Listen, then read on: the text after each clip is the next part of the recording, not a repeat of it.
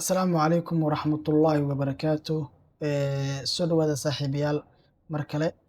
Magacaygu waa Injineer Ismaaciil Maxamed. Waxaa noo socda koorskeeni ahaa barashada Windows 11.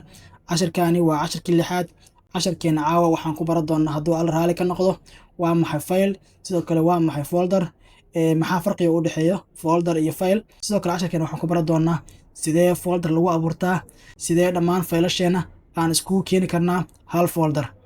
ugu horeyn faylku wuxuu noqon karaa dokumentiyo, sawirro ama fiidiyow ku jira kombiyuutarkaaga. Faylku wuxuu noqon karaa xog kasta oo ku jirta kombiyuutarkaaga, hadday tahay documents, sawirro, fiidiyow iyo xog kasta oo ku jirta kombiyuutarkaaga. Si la mid ah, folderku waa halka lagu kulmiyo dhammaan faylashaada.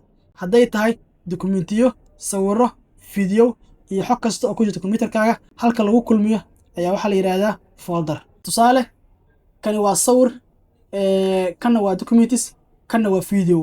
Kani wuxuu noqonayaa file, sidoo kale kan wuxuu noqonayaa file, kana wuxuu noqonayaa file. Kuwani waa foldero.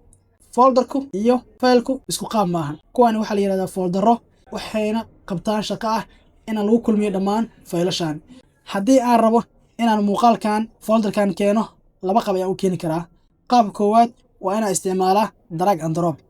Waxaan sameynayaa, waxaan kor tagayaa muuqaalka ama faylka, kadib waxaan leeyahay clicktan qabanaya, kadib waxaan leeyahay drag. Muuqaalka halkan saarnaa waxaan soo geliyey ama waxaan ku shubay folderkan. Haddii aan rabo documentskan inaan folderkan geliyo, waxaan sameynayaa mar kale drag, anigoo jiidayo ayaan waxaan leeyahay drag. Waxaan kor geenayaa folderka. Waxaan mar kale folderkan ku kulmiyey laba fayl oo ahaa midna documenti midna muuqaal. Si la mid ah, haddii aan rabo faylkan inaan mar kale folderkan keeno, waxaan sameyn karaa anigoo isticmaalaya copy and paste. Waxaan kor tagayaa faylka ama sawirka, kadib waxaan leeyahay right click, kadib waxaan isticmaalayaa calaamadda copy.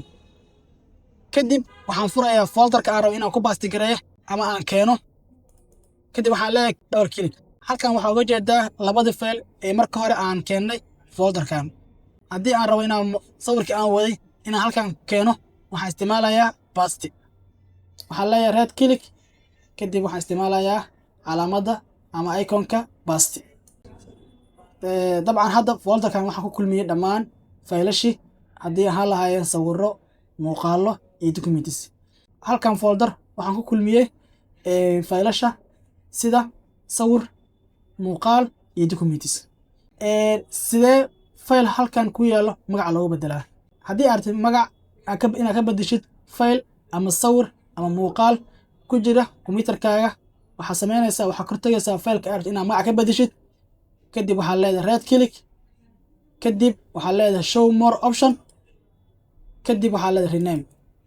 Hadda waxaan rabaa sawirkan inaan magac ka bedelo, waxaan leeyahay, waxaan ku qorayaa mobile. Waxaan ku qorayaa magacaani aan rabo, waxaan ku qorayaa mobile. Kadib waxaan leeyahay enter. Hadda waxaan magac ka bedelay sawirkan. Okay, haddii aan rabo inaan folder magac ka bedelana, sidee uga bedelayaa? Waxaa kor tagaysaa folderka aad rabtid inaad magac ka bedeshid, kadib waxaa leedahay right click, kadib waxaa leedahay show more option, kadib waxaa leedahay rename. Kadib waxaan ka bedelaynaa magacaani folderkan, waxaan u baxsanaynaa magaca aniga aan rabno. Waxaan ku qorayaa tusaale 10, kadib waxaan leeyahay enter. Hadda waxaan baranay sida loogu bedelo file magac, sidoo kale waxaan baranay sida magac loogu bedelo folder. Sidoo kale casharkan waxaan ku baranay sida faylashaada la iskugu keeno hal folder. Soo dhawaada saaxiibayaal. Dabcan haddii aad nagu cusub tahay nagu soo biir insha Allah. Waxaan rajeynayaa insha Allah inaan wax badan kala faa'iidi doono hadduu alla raali ka ahaado. Magacayguna waa Injineer Ismaaciil Maxamed. Wassalaamu calaykum waraxmatullaahi wabarakaatuh.